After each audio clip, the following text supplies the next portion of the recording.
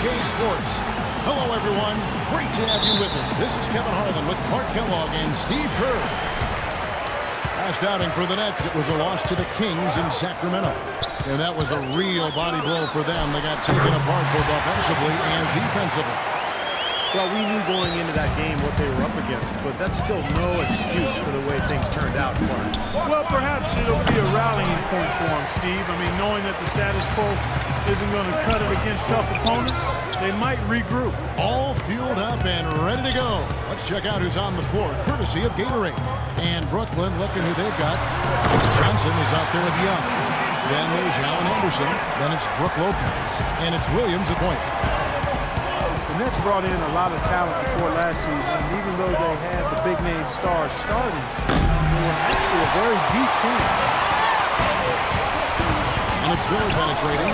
Shot's good. Griffin making the play. Strong move. Nice power move. I like that one. The Nets still looking like they're getting going. 6-point game. This, their first look at this year's Los Angeles squad. You know, in terms of playing against somebody in the opposite conference, it doesn't get much better. In fact, it's too bad these clubs only play each other twice. Steve referring to last year's game moments ago about, two beauties. And in those two games last year, they battled to a split decision, each team winning once. You know, my guess is it's going to be hard to tell these teams apart. They're both still very, very potent. He doesn't get the second one. Chris Paul, arguably the league's best point guard, and he does have the best player efficiency rating of any point guard in the history of the ratings. A future Hall of Famer, this is an all-time great we're watching play right now. Well, I hope they start getting warmed up here soon. That's 0 for 4 to this point.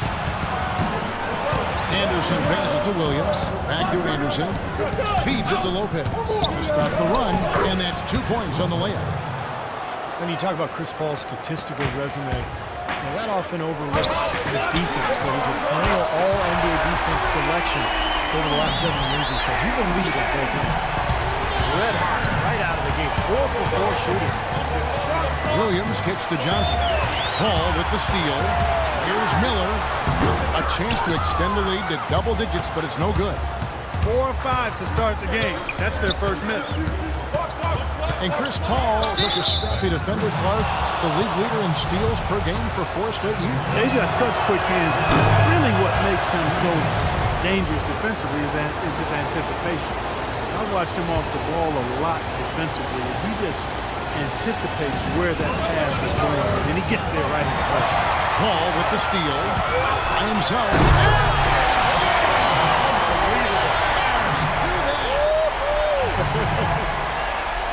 They've made one basket after another since getting this game started, and you wonder, is the blowout in store?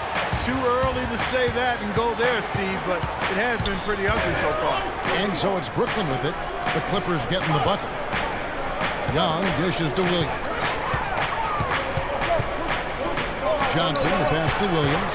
Just 4 to shoot. A 3 from Anderson, and it's good. Assisting on the play was Williams. Anderson's got himself going with the triple, his first basket of the game. Paul against Williams. Here's Griffin. Puts up the baby hook to the paint. And it's out of bounds. The Clippers able to retain possession here. Now let's take a peek at the league leaders in scoring. Now you look at Miller, leading the league in points per game. Such a great player. And, of course, Blake Griffin. Anytime these two guys are on the floor at the same time, guys, you're just waiting for one of them to go off, if not both of them. Miller with a wide open look. And again, Los Angeles with the triple. Excellent ball movement there, guys. Yeah, I think that's what's keyed this run, Clark, because they're keeping the ball moving. Defense hasn't been able to set up. And the first timeout called of the game for Brooklyn. Yeah, he has to be frustrated by how his offense is flowing. And I can't blame him. You know, they're getting good looks out there, but the shots just aren't falling. That can get into a team's head if it goes unchecked, continuing to miss good shots. So this timeout might be a way to combat that. And now a chance, Kevin, to see how the last month has fared for the Clippers. Tops in scoring, first in assists, and they're also #1 getting into the passing lanes and coming up with steals. An aggressive team that ball hawks very effectively. And the points that they're scoring per game that you talked about is really a result of great offensive execution. And this is a club that works well together. They get great looks, and they'll also score in transition. Comes up empty down low. Well, those chances are almost always 2 points for him. I guess the defense did what it had to do to bother him. Johnson's shot is off. Had a pretty good look at the basket, but defensively they did a nice job rotating, forcing the miss. And again, the Clippers good for 2. Very positive opening quarter for them. The shots have been falling. You know, the shooting percentage would be nice if it stayed right there, but that's going to be tough to do. Now here's Johnson. He hasn't yet put up any points in this one. Williams against Paul. Shot from the top of the key. And it hung on the rim, but wouldn't fall for him. And it's the Clippers ball. They're on a 17-7 run. Passes to Johnson. He's looking for Jordan and finds him. Hits the jumper. Jordan's got his first basket. Boy, what a fantastic opening quarter for them. Yeah, it sure has been. Look at the lead they've jumped out to already. Impressive. Miller against Anderson. Johnson, a wide open look. And again, no good by Brooklyn. Ball against Williams. And that one's good. And another gap in the defense found right there. This is one of the worst defensive performances I have ever seen. And it's Anderson atop the key. Pulls up, high post, and he hits the jumper for 2. Anderson's got 5 points so far. Tell you what, it's a huge plus to have hit.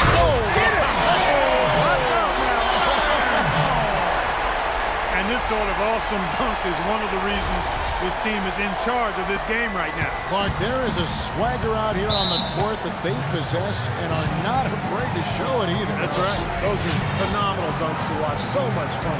Now a timeout called by Brooklyn. Chris Paul is really a basketball junkie. And he's not playing the game. He watches all the games. He has a wall of TVs in his home so he can follow multiple games at once. That is fanaticism. And he actually could be preparing for a job in the studio someday. Catching up on the changes for Los Angeles.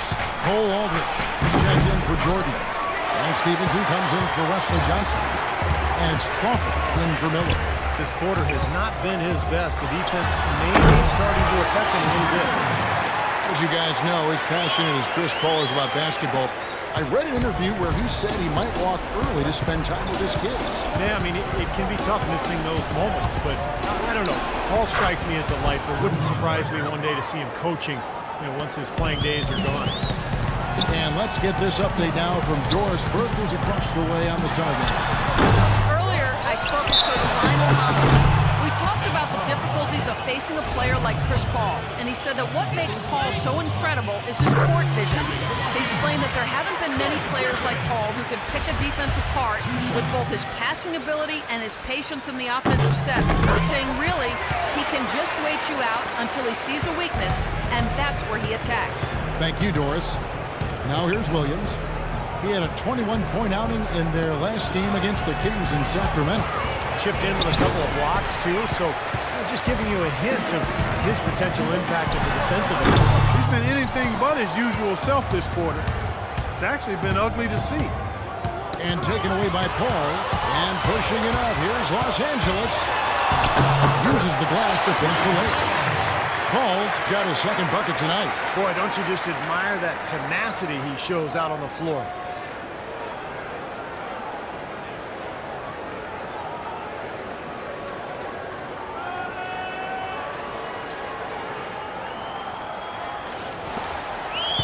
Nets trailed by 18.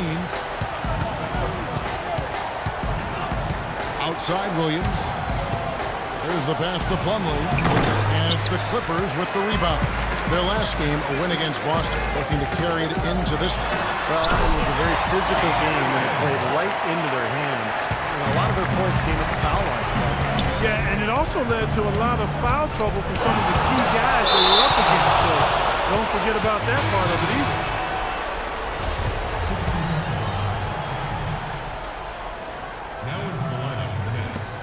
9 seconds left to play here in the first. Williams can't connect from short range. He got it out. No good on that last second attempt there. And that's it for the first quarter in what's been a very... Welcome back, folks. We'll see if we're in store for a more tightly contested quarter as we move here into the second. Guys, we've seen a confident-looking Clippers team out there. And I thought the defense was key here for this club. They really tightened up and made it difficult on their opponent. How about the help on the drives and rotations? I mean, they've really been in sync as a unit. CP3 and Jamal. What a huge play. Wow, we're going to remember that one for a while. I know I would, Kevin. That was special. Oh, man, that was a circus dunk. Now here's Williams. Williams double team. And Teletovic kicks to Williams. Teletovic's shot is good. Los Angeles leading by 20. Deep 2 from Crawford. Good, and Paul gets the assist. Paul's got 4 assists in the game. Boy, they are passing the ball very crisply right now. They sure are. That's 3 straight buckets that have come off of assists. And in the paint, they have really shown some strength. Their work on the boards has been phenomenal. Yeah, I'd certainly call it a mismatch, Steve, at least for today. It's kind of been the story here today, hasn't it, Clark? They could use a big shot here to get this offense going. Sure could, Kev. I mean, too many empty trips. They need some points. Williams dishes to Jack. Here's Plumlee. Well-timed pass, and he goes straight to the bucket for the layup. You know what? That's what you like to see. A perfect pass leading him right into the shot. Didn't even have to break stride. Paul outside. Pass to Crawford. The feed to Aldridge. 6 on the shot clock. No luck. And Brooklyn will now go the other way with it. It's off to Utah for him after this game as they take on the Jazz. That'll be the last game of their very short 3-game road tour. Yeah, and you know the fans out in Utah are hoping for a win. That's a big game. Now here's Plumlee. He had 15 points last out. A nice shot by Jordan. Now there's something for the top 10 highlight reel right there. A layup can be just as sweet and as pretty as a dunk sometimes. Big group substitution here for the Clippers. Jordan, he's checked in for Aldridge. Johnson comes in for Josh Smith. Paul Pierce is checked in for Lance Stevenson. And Miller is subbed in for Jamal Crawford. And then for Brooklyn, Lopez is checked in for Jordan. Young comes in for Plumlee. And Allen Anderson subbed in for Williams. Here's Teletovic after the Clippers pick up 2. Shot by Jack, wide open from outside off the mark. Los Angeles leading by 23. A shot by Paul, nobody around. Misses the 3. Brook Lopez, an elite scoring big man. Tremendous size and shooting touch. Might be the best local scorer in the NBA. And counts the basket. He was fouled, and he's going to the line for 1 more. So Jack will go to the free throw line. That's on Paul Pierce. Smith checked in for Pierce. Joe Johnson, he's checked in for Brooklyn. The rebound by Johnson. And for Brook Lopez, always gifted offensively. That's a given. And where he's improved, I think, is in his defense and rebound. It takes a lot of effort to move that big body around, but he's made that commitment to really get after it. And sure. Maybe that'll get him going here in the second quarter. I mean, already knocked down 2 in the first. Jack passes to Johnson. Now the dish to Lopez. Back to Johnson.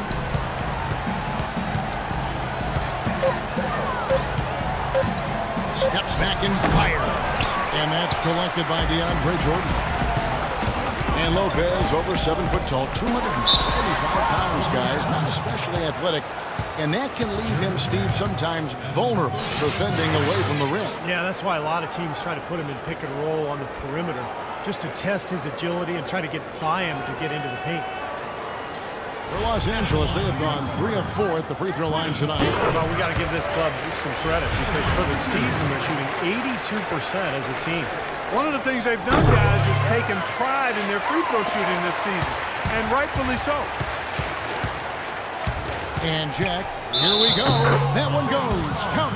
Beautiful job angling his body, shielding the big man from the ball on his way to the basket. That's really the only way to do it if you're going to take it down there amongst the tall trees. This trip is his second to the free throw line in this one. Anderson with the block. He feeds it to Jeff. He dishes it to Lopez. Shot from 12.